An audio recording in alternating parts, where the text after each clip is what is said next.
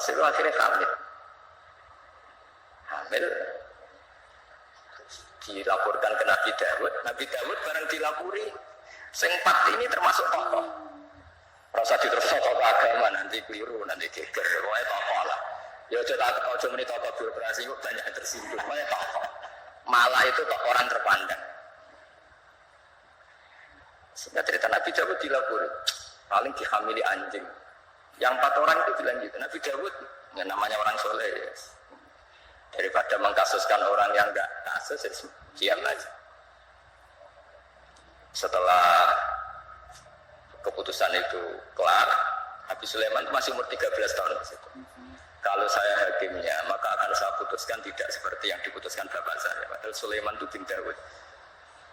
Terus kata Nabi Dawud, ya sudah kamu gelar pengadilan lagi, kamu hakimnya. Jadi dulu itu biasa anak sama bapak beda itu biasa. Kalau urusan ilmu biasa. Kalau sekarang ada anak beda gegernya itu biasa. Nah, kalau masalah ilmu, misalnya lagi masalah ilmu, bukan masalah harta, bukan masalah kekuasaan. Akhirnya Nabi Sulaiman, dan ini menjadi ilmu yang sekarang ditiru para intel, para kasat reskrim, para itu. Nabi Sulaiman akhirnya tanya sama 4 tokoh. 4 orang itu aja, nggak usah tokoh ribet. Tapi sebenarnya teksnya itu tokoh. Dipanggil satu-satu. Yang merkosa itu anjingnya warnanya apa? Hitam katanya. Udah kamu ke sana. Yang kedua ditanya warnanya apa? Merah. Padahal 4 orang itu ketika di depan Nabi Dawud 4-4-nya bersaksi bahwa itu diperkosa anjing. Semuanya menyaksikan. Nabi Dawud memutuskan ya sudah anjing. Nabi Dawud kamu ribet. Berarti sudah merah, hitam, putih. Tidak tahu yang keempat ya ungu apa nggak ada anjing. Pokoknya 4 ini warnanya beda-beda. Setelah satu-satu terus dikonfrontasi bareng. Kamu tadi bilang apa? Hitam. Kamu tadi bilang apa? Merah. Kamu tadi bilang apa? Putih. Katanya menyaksikan bareng. Kenapa anjingnya jadi beda-beda? Berarti kamu bersekongkol bohong ya? Wah, akhirnya ngaku kalau keempat ini yang tadi yang merkosa. Jadi apa ya? Menghakimi itu tidak gampang. Sehingga di Quran itu kalau Allah muji Nabi Dawud itu hanya dipuji kebaikannya, diantaranya inna sakharna ma'ul jibala yusabbihna seterusnya. Tapi ketika masalah hukum kata Allah fafahamnaha Sulaiman wa kullan atayna hukman wa ilma. Jadi kalau masalah kecerdasan memberi hukum itu kata Allah fafahamnaha Sulaiman, cerdas anaknya. Begitu juga ketika ada mbak sama adik punya anak, sama-sama punya anak. Anak itu kalau kecil kan wajahnya mirip-mirip. Apalagi saudara ya, anaknya mbak sama adik. Singkat cerita, di tengah hutan itu dimakan oleh serigala. Ya kalau sama-sama cantik, anaknya kan mirip-mirip, karena bersaudara. Nah, situ Afrika, situ Indonesia kan ini sekarang cerita, ini kan sama-sama satu klan yang sama, satu marga. Setelah dilaporkan Nabi Dawud, beliau memutuskan sesuai yang meyakinkan argumentasi. Diputuskan, ya sudah yang hidup ini milik kamu. Misalnya menang adiknya. Ya sudah, karena kebetulan yang sebetulnya punya bayi tadi tidak bisa berargumentasi. Akhirnya Nabi Sulaiman ya sama. Kalau saya hakimnya tidak saya putuskan seperti itu. Ya Nabi Dawud ya fair, silahkan gelar pengadilan lagi. Digelar. Kata Nabi Sulaiman, ambilkan sapeso. Daripada 2 bersaudara ini bersengketa, bayinya dipotong 2 ya, dibagi katanya. Ini yang mbaknya ini yang tadi kalah itu langsung spontan, tidak ada, itu tidak bayi saya, silahkan dikasihkan adik saya. Sehingga adiknya tenang saja. Terus adiknya ditanya, kenapa kamu tenang saja? Kalau adiknya harus dibagi. Akhirnya dimenangkan mbaknya. Pikirannya Nabi Sulaiman, membiarkan bayi dipotong 2 itu tidak naluri seorang ibu, mesti jadi kira bener. Sing banyak karena ingin bayi ini nggak dipotong sampai rela dikasihkan orang lain. Sementing bayi saya hidup, ini naluri seorang ibu. Ini kepintaran Sulaiman. Jadi dia memanfaatkan psikologi untuk memutuskan siapa yang. Sebetulnya di notaris, di kehakiman bisa pakai teori itu. Ono wong kok oleh ngajakno permohonan bulat terus. Karena kata Nabi itu semua riwayat mengatakan al-haqqu sahlun. Kebenaran itu nyaman. Bawaannya kebenaran itu nyaman. Ditanyakan tetangga-tetangga yaitu miliknya, ditetanggakan kerabatnya yaitu miliknya. Tapi kalau barang nggak benar itu mesti mubah. Kan harus ambil data-data yang nggak valid divalidkan yang apa sebenarnya. Kalau barang hak itu pasti gampang. Tapi masalahnya selalu ada orang yang pintar berargumen. Nah, makanya terus ada aturan tadi al-bayyinatu 'alal mudda'i. Jadi mudda'i itu orang yang mengklaim itu harus lebih punya apa? Bukti. Tapi lagi-lagi ini masalah-masalah yang kita di zaman akhir itu kemudian ada profesi yang kadang-kadang nyuwun sewu keahlian itu lebih dipercaya ketimbang kesolehan. Saya itu kalau boleh komplain itu ya komplain, tapi SKPU tetih. Misalnya ini contoh ya yang terkait kita nekuni agama. Kita ini tentu suka bila orang soleh itu suka. Kalau saya nuruti hirah dunia itu bila orang soleh itu suka. Tapi kita juga harus tunduk sama sifatnya Allah Ta'ala itu wa yaghfiru liman yasha. Juga kita harus tunduk bahwa Allah bisa saja mentobati siapa saja, kapan saja. Jika Nabi itu kalau disuruh masuk mau munafik itu ya gak mau.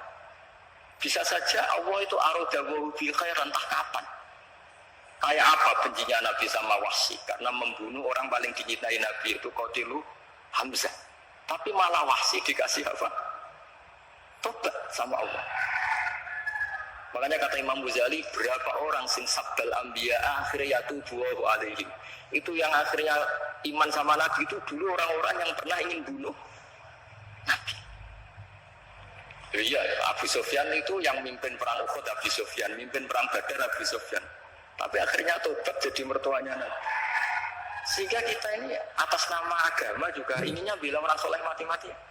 Tapi atas nama agama juga memberi harapan kepada orang yang sedang fase karena banyak cerita mereka itu tobat. Sehingga kalau kita atas nama ilmu ya sudah mengikuti cara Allah ngendikan. Misalnya dia jawab shodiqina bisidqihim wa yu'adzibal munafiqina ya insa'a aw yatuba. Sudah kita harus ngomong 2 kali. Allah menyiksa orang munafik itu ya insa'a kalau Allah ingin.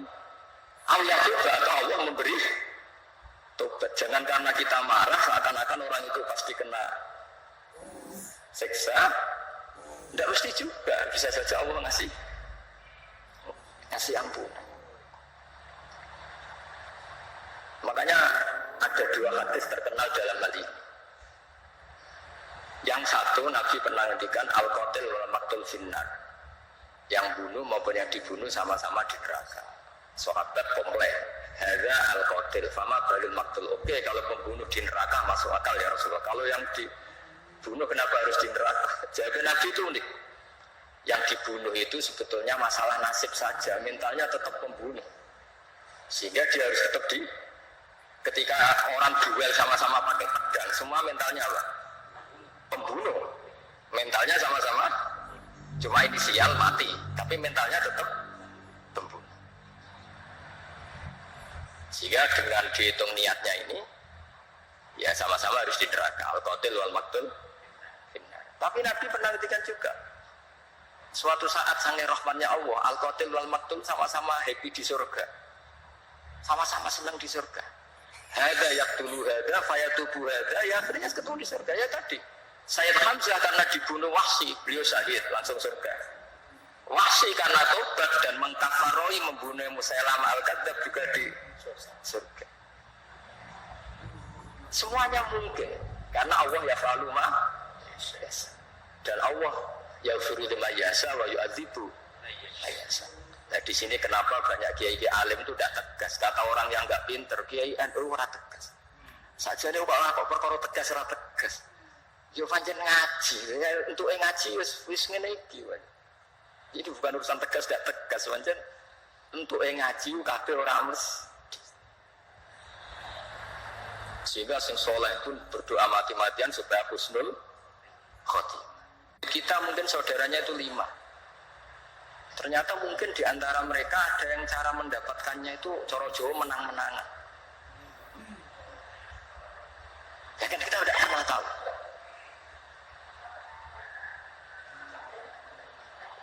Ya kita tidak pernah tahu. Makanya di sini dibutuhkan selalu apa? Istighfar. Ya saya ulang lagi ya. Jadi kita ini tidak pernah tahu. Jangan-jangan yang kita miliki itu ada kecampuran-kecampuran hak orang lain. Karena kita tidak pernah tahu. Meskipun sekarang legal formalnya kita punya sertifikat, punya seperti ini contoh. Mungkin ini banyak yang tersinggung, tapi ini hukum tetap saya beritahu. Dulu Nabi itu melarang kalau orang terpelajar bertransaksi sama orang lugu. Dalam ilmu ekonomi itu layabi hadirun dibadin. Orang terpelajar itu nggak boleh transaksi sama orang lugu. Karena bawaannya itu mesti ngakali. Bawaannya itu mesti ngakali. Terus Rasulullah antalakir rubban. Nabi itu melarang secara ekonomi penjual dari kampung-kampung itu dicegat sebelum masuk pasar. Jadi Nabi inginnya orang yang bawa sapi itu sampai ke pasar sapi supaya ngerti harga pasar.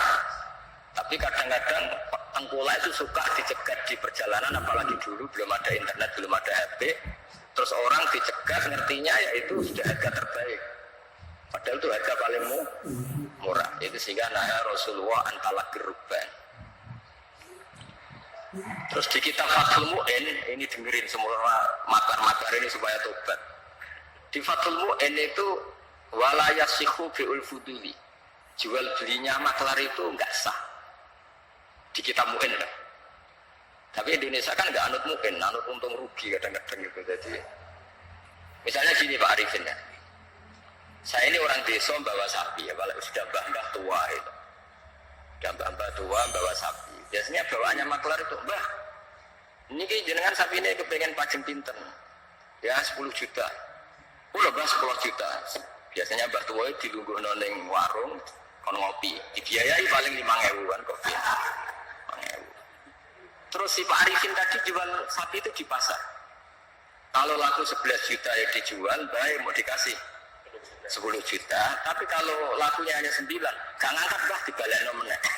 Mau rugi 5.000. Nah pertanyaannya gini, ketika nyata-nyata laku 11 juta, uang 11 juta itu imbalannya sapi apa imbalan omongannya Pak Arif? Harga sapi apa harga apa? Enggak, sapi itu masih milik siapa coba? Mbak itu. Berarti uang 11 juta itu milik siapa? Mbak itu. Tapi kamu ikhlas enggak nyetorkan 11 juta? Mana-mana, cari nih. 1 juta berarti. Mesti Mbak mau kan sampean kepengen 10 juta, ini 10 juta. Pertanyaannya tetap saja secara fikih 11 juta itu semuanya milik Mbak tadi. Karena yang kamu jual masih. Nah, sebetulnya ada cara supaya halal. Mbak sapi tak utang. Berarti kalau diutang, nanti ketika payu 11 juta ya kamu ya gak masalah kan posisinya Mbah sapimu payu jual biro 10 juta. Oke 10 juta, tak utang Mbah ya. Berarti payu 11 juta kamu bayar 10 juta. Tapi resikonya nak payu 8 juta kamu tetap bayar 10 juta.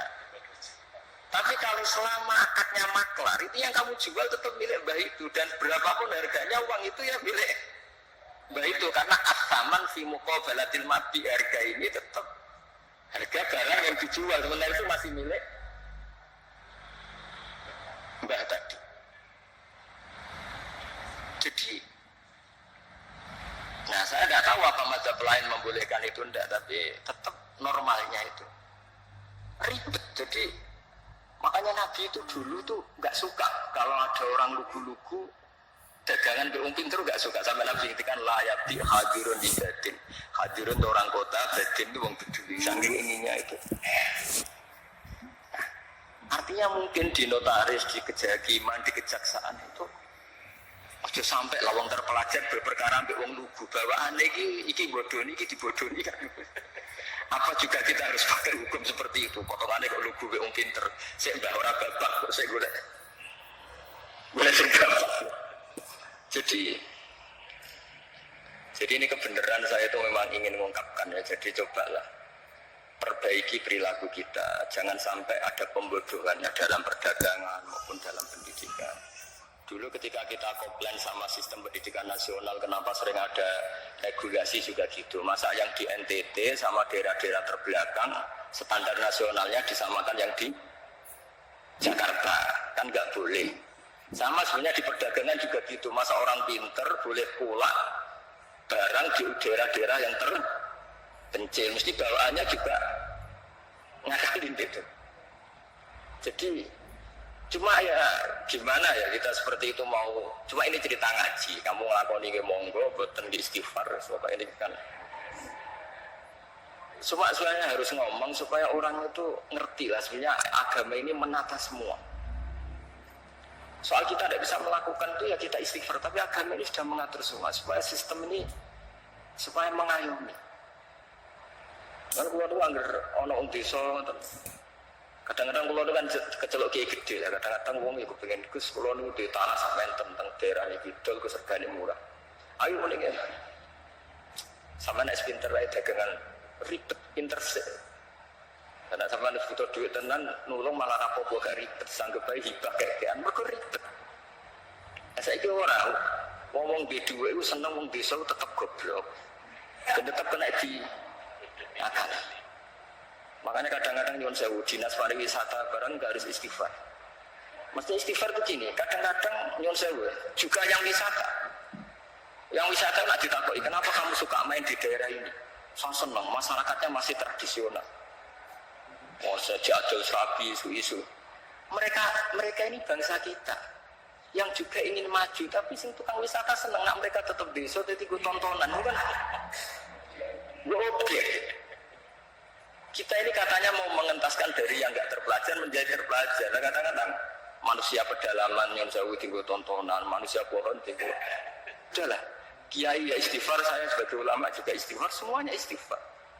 Bahkan Nabi yang sempurna, yang maksum, yang nggak pernah salah pun menganjurkan semua orang itu harus tetap istighfar.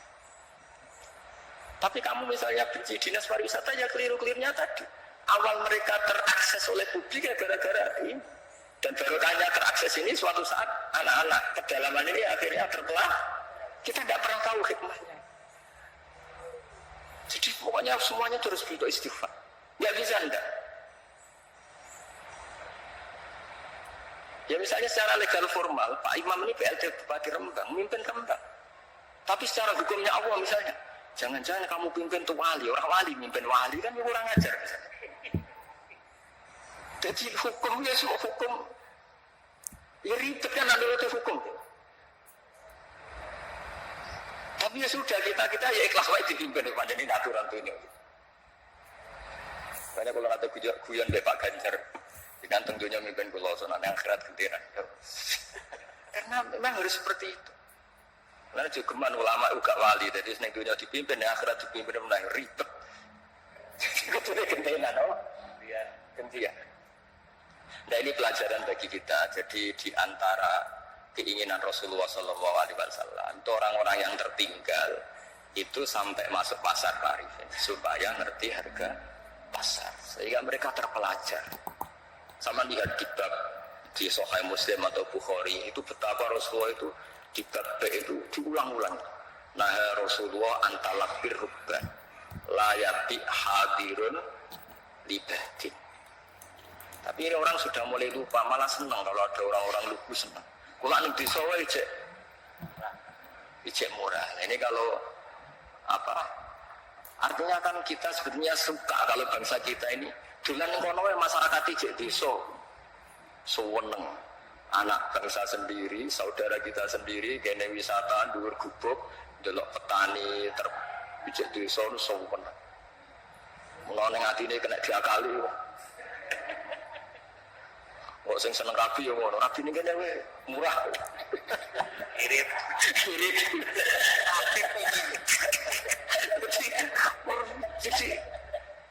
Jadi Rasulullah itu kayak apa hebatnya itu. Jadi di antara yang dilarang Nabi gimana? Orang-orang desa bersentuhan sama orang. Tapi yang dilarang orang kotanya karena ini yang dianggap subjek. Nah ini nggak niat nyinggung siapa-siapa tapi cobalah.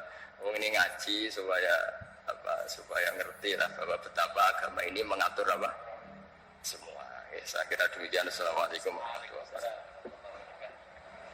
Terima